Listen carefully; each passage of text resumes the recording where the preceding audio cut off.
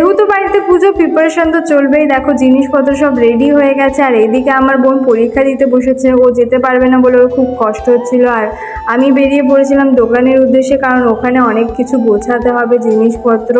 কিন্তু পৌঁছাতে না পৌঁছাতে আমার বোন বললো চল আমাদের বাড়িতে যেতে হবে। তো আমি বোনের গাড়ি করে চলে গেলাম বাড়িতে, আর ওখানে গিয়ে দেখলাম এই পুচকুটাকে। মিমি ভিডিও করছে, মিমি ভিডিও করছে। বাবা কিছু নাচছে খুশিতে। ছিল আমার মতো লেজি হয়তো পৃথিবীতে কেউ হতে পারবে না, কারণ আমি এত লেজি। জাস্ট এই জামাটা সামনেই ছিল, তোমরা আগেও আমাকে ভিডিওতে না মানে লাইভে দেখেছো এই জামা পরে।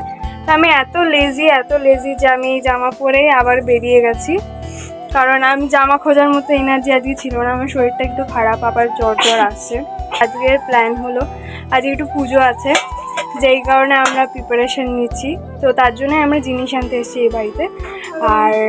আর প্ল্যান তেমন কিছু নেই, দেখা যাক কি করা যায় আজকে। লাগলো তোর মার্ডারিং বোলোরি আর এক্সট্রা অর্ডিনারি। আহা শেরিং লেগেছে। তো তারপরে আমরা সব দোকান ঘুরে বেড়াচ্ছিলাম, কারণ অনেক কটা জিনিস নেওয়া ছিল। তো দোকান থেকে জিনিসপত্র নিয়ে সোজা চলে গেছিলাম দোকানে, আর ওখানে যেহেতু সাজানোর দরকার ছিল। তো দেখো আমার মা আর বোন আপাতত রেডি করছে, আমিও হেল্প করছি অল্প অল্প করে। ফাইনালি বেচারা আসতে পেরেছে। কেমন লাগবে তোর? অনেক ঠিক। বোন মাঝখানে জুই দাস লিখবি, ঠিক আছে? মাঝখানে জুই দাস লিখবি। হ্যাঁ আমার নাম লিখলেও কোনো প্রবলেম নেই। আচ্ছা তোদের কার নাম লিখতে হবে না আমার নাম? তোর নাম লিখবে। তো কিছুক্ষণ পরেই পুরোহিত চলে এসেছিল। তো পুরোহিত খাতা লেখা শুরু করেছে। আর এই দেখো এটা হলো আমাদের ছোট্ট একটা দোকান, যেখানে আমাদের স্বপ্ন পূরণ হবে।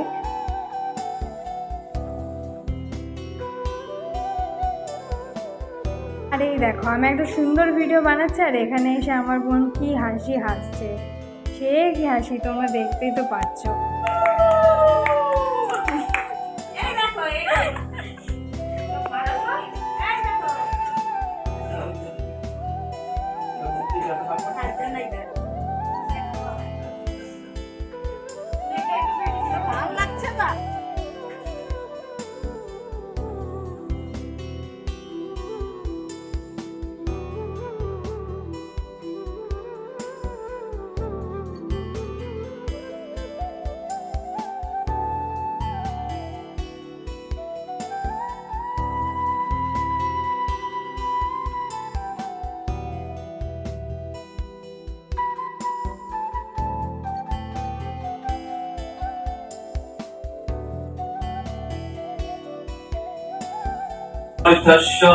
সিদ্ধিরস্তু অয়মারম্ভ শুভায় ভবতু ওম ভবতু।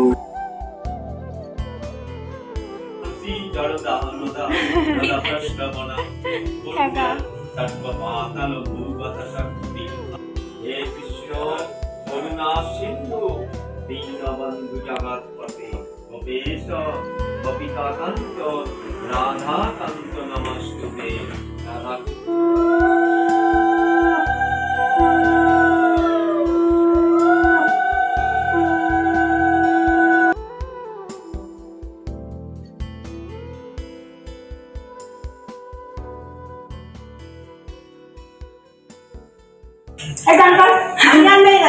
ওই জানে ও কি করে জানে।